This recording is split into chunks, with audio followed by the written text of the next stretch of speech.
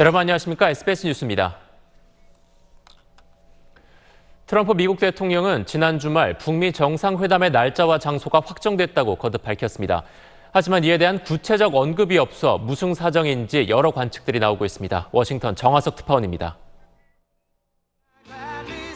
지난 주말 트럼프 대통령은 북미 정상회담의 날짜와 장소 결정을 모두 마쳤다고 거듭 밝혔습니다. We have the location all done. We have the time and place all finished now. We have the date. And so I think that'll be something very special. 그런데 그 이상의 구체적 언급은 없었습니다. 지난주 후반쯤 발표할 거란 예상이 빗나가면서 그 이유에 대한 해석이 분분합니다. 회담 의제와 합의 내용에 대한 막판 조율이 덜 됐다는 관측이 나옵니다. 비핵화 합의 강도를 높이려는 트럼프 대통령이 회담 장소를 놓고 북한을 애태우고 있다는 겁니다. 북한 외무성이 어제 북한을 나약하게 보지 말라며 현재로선 이례적인 대미 경고에 나선 것도 이런 관측에 힘을 싣고 있습니다. 트럼프 대통령은 판문점 회담을 선호하는데 참모들이 반대한다는 관측도 있습니다.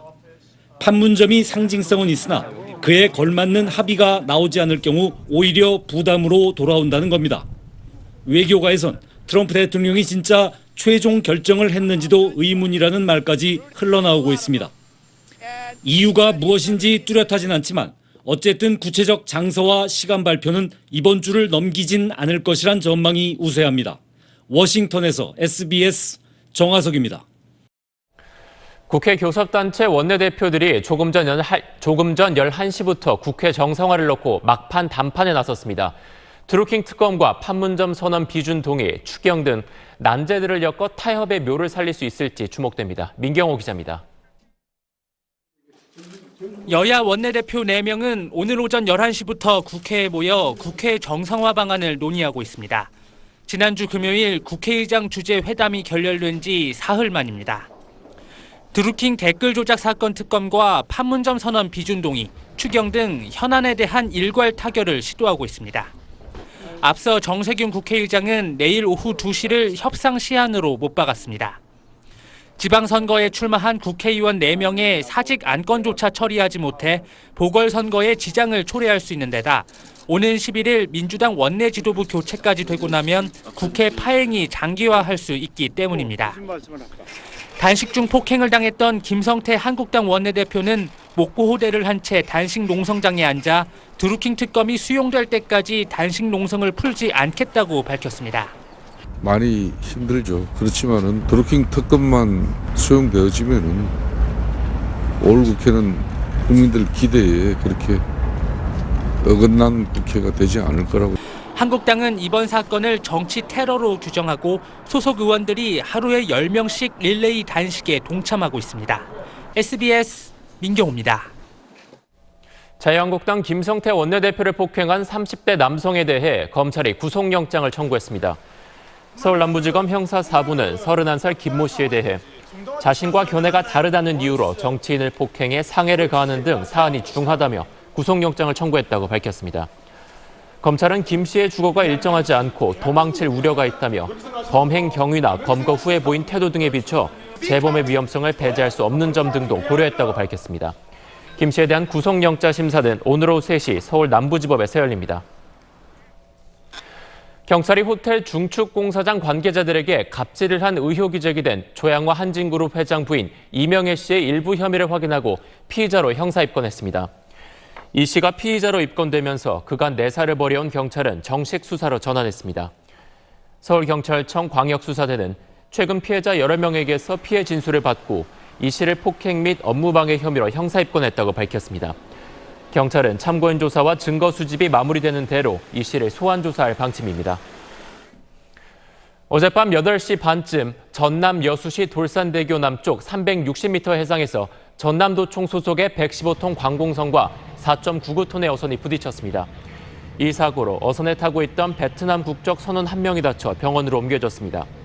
이 충돌로 어선 앞부분이 심하게 파손됐으나 기름 유출 등 추가 피해는 발생하지 않았습니다. 사고 당시 관공선은 지역 축제 행사를 마치고 부두로 들어오는 길이었고 어선은 조업을 나가던 중이었던 것으로 확인됐습니다. 시장 금리 상승세에 일부 은행 주택담보대출 금리가 또다시 5%를 넘어섰습니다. NH농협은행이 적용하는 혼합형 주택담보대출 가이드 금리가 3.67에서 5.01%를 기록했습니다. 주요 시중은행의 주택담보대출 가이드 금리의 상단이 5%를 넘은 것은 약 2달 만입니다. 다른 주요 은행의 주택담보대출 금리도 5%에 바짝 다가서고 있습니다. 미국 하와이의 킬라우에아 화산 폭발로 따른 용암 분출로 20여 채의 가옥이 파손됐습니다. 하와이 제도에서 가장 큰 하와이 섬인 빅아일랜드 동쪽 끝 킬라우에아 화산에서 용암이 나흘째 흘러나오면서 가옥 파손 피해가 늘고 있습니다. 항공 관측 결과 분화구에서 흘러내린 용암이 레일라니 에스테이트 구역 등의 가옥 26채를 집어삼킨 것으로 나타났습니다. 레일라니 에스테이트 구역을 포함한 인근 위협 지역 주민 1,800여 명에게 강제 대피령이 내려졌으며 사망자 등 인명피해는 보고되지 않고 있습니다. 네, 연휴 마지막 날인 오늘 남부지방과 제주도에는 이틀째 비가 이어지고 있습니다. 빗줄기가 약해지면서 곳곳으로 내려졌던 호우특보는 모두 해제됐고요. 이들 지역에는 앞으로 5mm 안팎의 비가 더 내리다가 오후 3시 전후로는 모두 그칠 것으로 보입니다. 어제 비가 일찍 그친 중부지방은 오늘 초여름 더위가 찾아오겠습니다. 서울과 춘천의 한낮 기온 25도 등 어제보다 5, 6도가량 높아서 더위 많이 타시는 분들은 덥게도 느껴지겠습니다. 반면 남부지방은 비가 내리면서 서늘하겠는데요. 대구 19도, 부산 17도 등 20도를 밑도는 곳이 많겠습니다. 오늘 중부지방은 차츰 맑은 하늘이 드러나겠지만 남부지방은 비가 그치더라도 구름이 많이 지나겠습니다. 비 덕분에 공기는 깨끗하겠습니다. 오늘 전 권역에서 청정한 대기 상태를 유지하겠습니다. 내일은 강원 영동 지방에 비가 조금 내리겠고요. 이후에는 별다른 비 소식 없이 당분간 맑은 가운데 일교차만 크게 벌어지겠습니다. 날씨였습니다. 뉴스를 마칩니다. 고맙습니다.